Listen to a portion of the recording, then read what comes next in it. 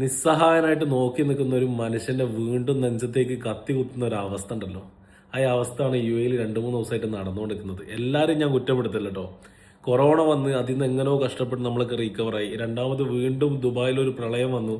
അതിൽ നിന്ന് എങ്ങനെയോ റീക്കവറായി. മൂന്നാമത് സ്റ്റിൽ യുദ്ധം നടന്നുകൊണ്ടിരിക്കുന്നുണ്ട്. അതിൽ നിന്ന് ഇങ്ങനെ റീക്കവറായി സ്ട്രഗിൾ ചെയ്തുകൊണ്ടിരിക്കുകയാണ്. വേറൊരു ഫ്ലഡ് ഇപ്പോൾ വന്നു. ആ ഫ്ലഡിൽ ഒരുപാട് ഷോപ്പുകൾ നശിച്ചു പോയപ്പോൾ നമ്മൾ വിചാരിക്കുന്നതാണ് എങ്ങനെയെങ്കിലും നമ്മളൊന്ന് റീകവറായി വരും എന്നുള്ള കരുത്ത് ഓരോ പ്രവാസികൾക്കുണ്ട്. അങ്ങനെ റീകവറായി വരാൻ വേണ്ടിയിട്ട് അതിനുവേണ്ടി കാത്തിരിക്കുന്ന സമയത്ത് ഈ വെള്ളം അടിച്ചിട്ട് ഡോറൊക്കെ പൊട്ടിപ്പോയിട്ട്, അതുപോലെ തന്നെ ഗ്ലാസിന്റെ ഡോറൊക്കെ പൊട്ടിപ്പോയിട്ട് ഒരുപാട് സാധനങ്ങൾ ഷോപ്പിന്റെ ഉള്ളിൽ പുറത്തേക്ക് ഇങ്ങനെ ഒലിച്ചു പോവാണ്.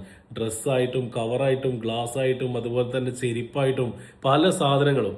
ഈ ഒലിച്ചു പോകുന്ന സാധനങ്ങളൊക്കെ ഓരോ നാട്ടുകാർ വന്നിട്ട്, അതിന്റെ പ്രദേശവാസികൾ വന്നിട്ട് ഈ കവറിലേക്ക് വാരി വലിച്ചിട്ടിട്ട് ചാക്കിലേക്കൊക്കെ നിറച്ചിട്ട് കട്ട് കൊണ്ടുപോവാണ്.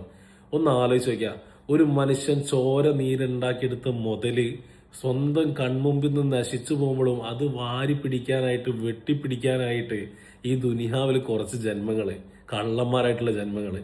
പടച്ചോന്റെ മുമ്പിൽ ഇതിനൊക്കെ നിങ്ങൾ മറുപടി പറയേണ്ടി വരും. ആരാന്റെ ഒരു മുതൽ തൊട്ടു പോയിട്ടുണ്ടെന്നുണ്ടെങ്കിൽ മറുപടി പറയേണ്ടി വരും.